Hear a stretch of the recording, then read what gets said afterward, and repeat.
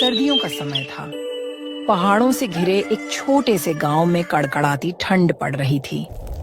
गांव के लोग अपने अपने घरों में गर्म कपड़ों और आग के सहारे ठंड से बचने की कोशिश कर रहे थे। यहाँ के गांव के लोग हर साल सर्दियों में कठिनाइयों का सामना करते थे, लेकिन इस बार ठंड बहुत ज्यादा थी और बर्फबारी हो रही थी। उसी गांव के बाहर एक साधु रहते थे। उनकी कुटिया बहुत साधारण थी, जिसे उन्होंने खुद लकड़ी और पत्तों से बनाए थे।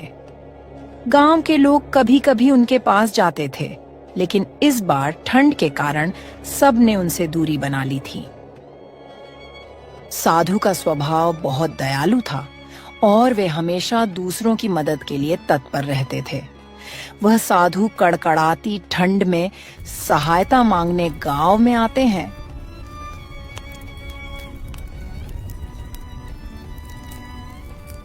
सुनो पुत्र, यह ठंड बहुत कठोर है। मेरी कुटिया में आग जलाने का कोई साधन नहीं है। अगर आप सभी थोड़ी मदद करें, मुझे थोड़ा खाना या कोई पुराना गर्म कपड़ा दे दो, तो मैं यह ठंड सहन कर सकता हूँ। बाबा, आपके लिए गांव में अब कोई साधन नहीं है। हमें खुद के लिए मुश्किल हो रही है। आप तो भगवान के भक्त हैं, उन्हीं से मदद मांग लीजिए। हाँ बाबा, हम तो खुद इस ठंड से परेशान हैं। आप साधु हैं, तपस्या कीजिए। तपस्या करने से गर्मी आएगी। आपको क्या जरूरत गर्म कपड़े की? बेटा, भगवान ने इंसान को इंसान की मदद के लिए बनाया है। अगर आप एक दूसरे की मदद नहीं करेंगे तो यह जीवन किस काम का है? कृपया मुझे पुराने ही सही, पर मुझे गर्म कपड़े दे दो। साधु के लाख कहने पर उनकी कोई मदद नहीं करता। गांव वालों पर साधु की बातों का कोई असर नहीं हुआ। सब ने अपने अपने काम में ध्यान लगाना शुरू कर दिया। साधु निराश होकर अपनी कुटिया लौट जाते हैं। उनकी कुटिया में बहुत ठंड थी। उन्होंने ध्यान लगाने की कोशिश की, लेकिन ठंड इतनी अधिक थी कि उनका शरीर ठंड से जकड़ने लगा था। उनके पास केवल एक पतला चादर था, जो ठंड से बचाने में असमर्थ था। किसी तरह वह दिन गुजारते हैं, लेकिन रात को ठंड और बढ़ गई। हवा के साथ बर्फीली बूंदें गिरने लगीं। साधु ने अपने आखिरी समय में प्रार्थना किया, हे भगवान, इन गांव वालों को सद्बुद्धि देना। मैं तो आपके पास आ रहा हूँ। साधु महाराज इतना कहकर ठंड के कारण मर जाते हैं।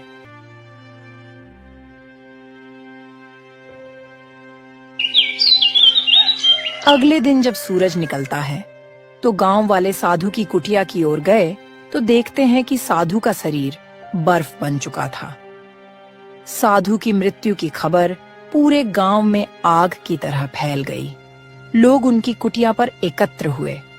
उनके शरीर को देखकर सभी बहुत दुखी हुए। हमें साधु महाराज की मदद करनी चाहिए थी। वह तो भगवान के भक्त थे। हमने उन्हें अकेला मरने के लिए छोड़ दिया। हमने साधु महाराज के बारे में जरा भी नहीं सोचा।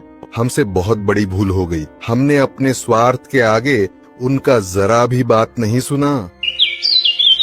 साधु की मृत्यु के बाद गांव में अजीब घटनाएं होने लगीं। ठंड और भी भयानक हो गई। बर्फ गिरने लगा और ठंड से सभी का हालत खराब होने लगी। आसमान में बादल छा गए। कड़ाके की ठंड ने गांव वालों की जिंदगी थाम दी थी।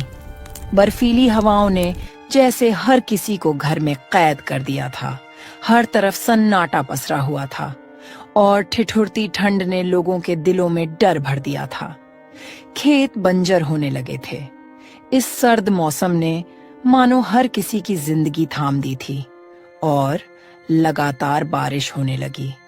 गांव के खेत बर्बाद हो गए। इस ठंड ने तो सच में हद पार कर दी है। सुबह से ही हाथ पैर सुनन हो जाते हैं। घर में चूल्हा जलाना तो दूर, आग जलाने की हिम्मत भी नहीं होती। लगता है इस बार ठंड का कहर जान लेकर ही मानेगा। दूसरी तरफ एक बूढ़ा आदमी अपनी बेटी जूली के साथ रहता था। ठंड में उसके लिए घर चलाना मुश्किल हो रहा था, लेकिन जब तक वो ठंड बर्दाश्त कर पा रहा था, तब तक वो मेहनत कर रहा था।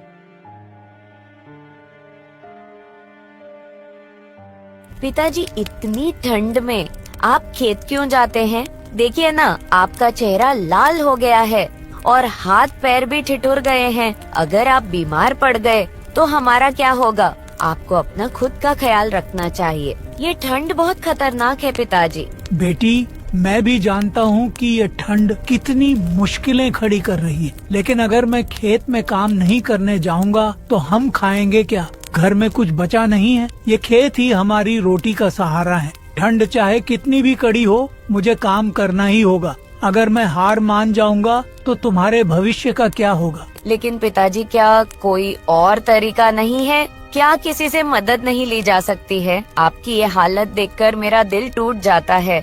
बेटी, इस दुनिया में दूसरों से मदद मांगने से कुछ नहीं होता। हर कोई अपनी अपनी परेशानियों में उलझा हुआ है। हमें अपने पैरों पर खड़ा होना होगा। ठंड हमें हरा नहीं सकती, क्योंकि मेहनत करने वालों को ऊपर वाला कभी भूखा नहीं रखता। जूली, जल्दी से खाना लगा दो। मुझे सुबह जल्दी खेत जाना है ताकि दिन ढलने से पहले खेत से वापस आ सकूं।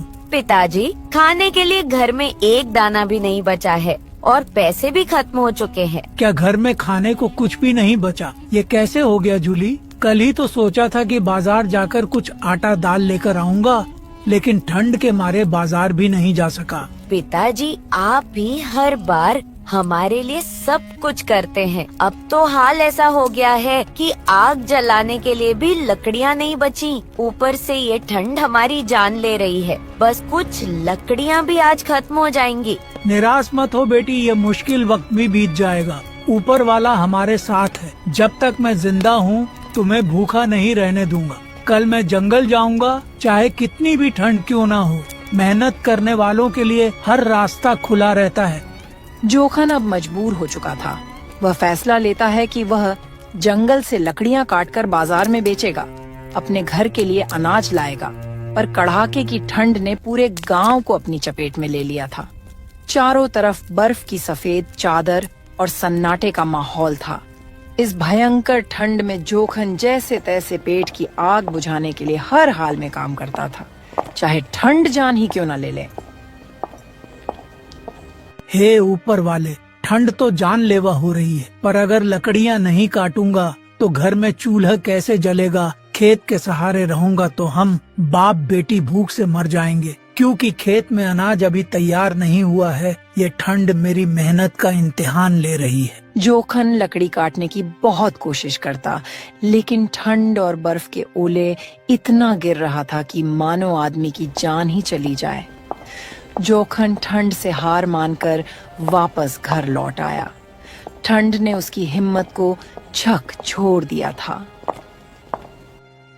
जूली, आज मेरी हिम्मत नहीं हो रही है। ठंड इतनी बढ़ गई है कि लकड़ी काटने का भी मन नहीं कर रहा। पिताजी, तो आप क्या करेंगे अब? मुझे तो कुछ समझ नहीं आ रहा है। कल फिर से जंगल जाऊंगा, लेकिन आज के लिए मुझे सेठ धनराज से कुछ पैसे उधार लेने होंगे। पिताजी, आप ये क्या कह रहे हैं? सेठ धनराज? वह तो बहुत दुष्ट किस्म का सेठ है। आपने देखा नहीं, कुछ दिन पहले एक साधु उसके पास आए थे मदद मांगने, लेकिन वह उनकी मदद नहीं की और उनका मजाक बना के उन्हें अपने दरवाजा से भगा दिया था। और कोई गांव वाला उनकी मदद नहीं की, जिसके कारण साधु की मृत्यु हो गई थी। इस दुनिया में कोई किसी का नहीं होता। हाँ बेटी, तुम सही कह रही हो, मगर मेरे पास और कोई उपाय भी तो नहीं है। दिन ब दिन बढ़ती ठंड ने उसकी हिम्मत तोड़ दी थी। जंगल की ओर जाने का उसका इरादा तो था, लेकिन जैसे ही वह वहां पहुंचा, ठंड ने उसे ऐसा झकझोरा कि लकड़ी काटना तो दूर, वहां खड़ा रहना भी मुश्किल हो गया था। अपनी बेटी का पेट भरने के लिए जोखन सेठ धनराज के पास जाता है।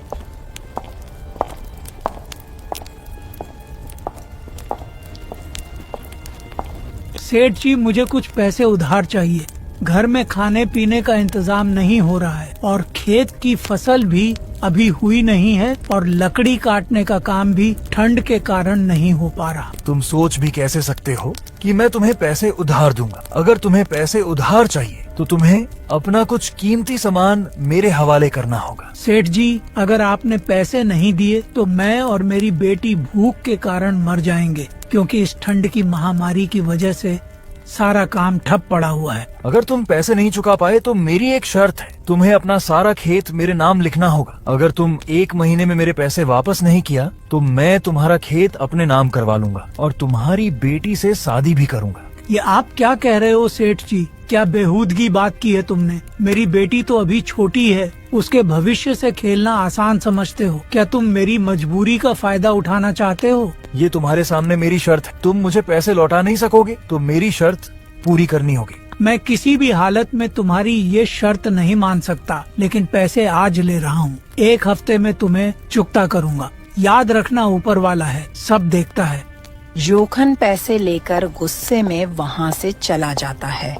जोखन पैसे लेकर घर की ओर लौट रहा होता है कि तभी रास्ते में उसका पड़ोसी किसुन उसे मिलता है। जोखन भाई, क्या हाल है? बड़ी जल्द में हो, कहीं जा रहे हो क्या? किसुन, मैं बहुत परेशानी में हूँ। सेठ धनराज से पैसे उधार लिया हूँ, लेकिन वो मुझसे कहता है कि अगर वक्त पर पैसे नहीं लौट